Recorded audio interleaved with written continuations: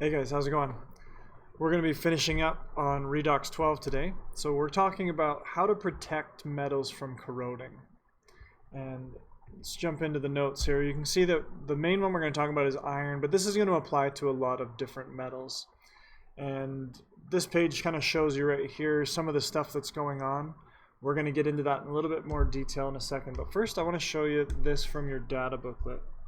So if you look on here for, let's just use iron right now. If you look on here for your metal, iron solid is right here. Okay? And if we look just for water, most people think that water is what causes rust. But if we look for just water by itself, water as an OA is quite weak. And it's also quite weak as an RA up here. So the only thing the iron can react with here is the iron solid anyway, because it's an RA. Could only react with water as an OA here, but that would be a non-spontaneous reaction. So water and iron together wouldn't rust at all. So it's not just water and iron that's doing the rusting. Let me erase these ones.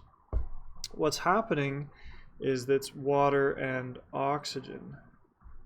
So whenever you have water and oxygen present, which is everywhere on Earth, most of the water on Earth is almost entirely saturated with oxygen just because it can pick it up from the air.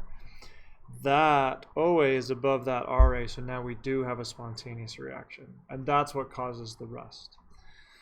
So that's important to keep in mind. Just if you have a question on a test or a quiz or something like that that talks about the rusting or corrosion of a metal, it's the water and the oxygen, not just the water. And that would be true of any of these different metals. So if you look here, we have water corroding, but you could also have copper. Whoop, wrong thing. You could have copper right here. You could have nickel. You could have lead. Right? Any of these metals, anything basically, anything below water, anywhere in that part of your table is capable of corrosion.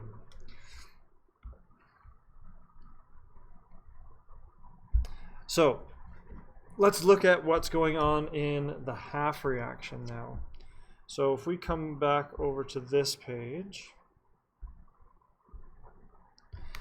and if we write that in, we have the oxygen and water half reaction. So I'm going to write that one down. So oxygen plus water, 2 water, plus 4 electrons is becoming 4 OH negatives. And then we have our iron half reaction, iron solid becoming iron 2 positive plus 2 electrons. Okay, so there's our two half reactions. We can balance our electrons and combine these. So I need 2 times this one by 2.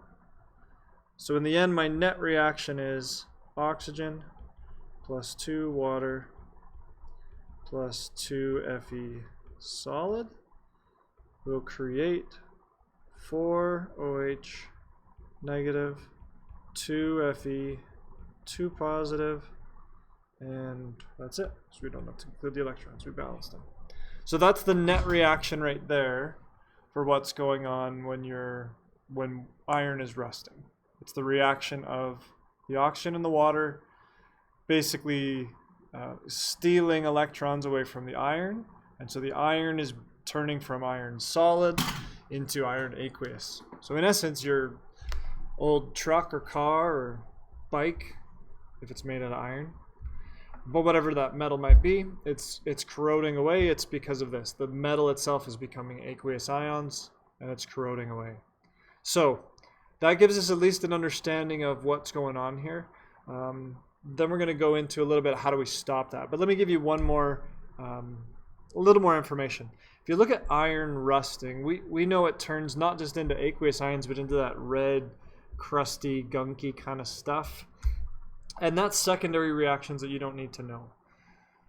like that, the iron aqueous ions, the iron 2, then reacts again, and then it reacts again, and that turns into that red crusty stuff. Not all metals do that. Other metals corrode in different ways. So if you think about copper, for example, copper 2 corrodes or turns into aqueous copper ions which have a blue color. So you may have seen a penny or something that you found outside, and if it's undergone this process, it has kind of a greenish color to it. When silver oxidizes, it turns into like a darker, less shiny, kind of dark grayish appearance. We call it tarnishing, right? So you have to polish your silver to take that tarnish off to make it nice and shiny.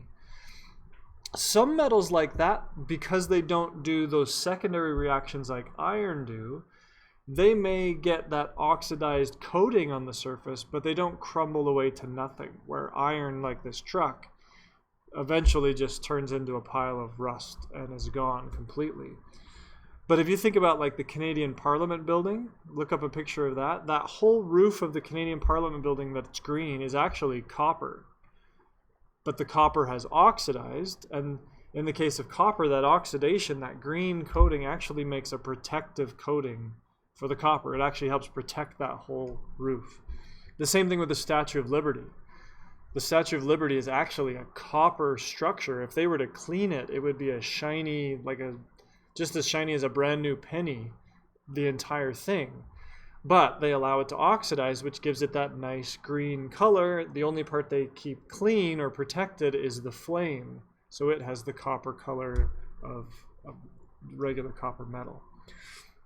So some things like zinc and silver and copper, they get the oxidized coating, but in some ways that coating actually protects the metal, because once that coating is there, the water and the oxygen can no longer contact the metal itself, because now there's that other coating in between them. So iron in particular, though, just falls apart. It gets crumbly, it goes bad. Other metals do that as well, although in a different way. But some metals, it's actually a protective process to get that coating on it. So we'll stop here for now. In the next video, we'll talk about how do we stop this process from happening, how do we protect structures, because iron we use it a lot in a lot of different things. So see you on the next one.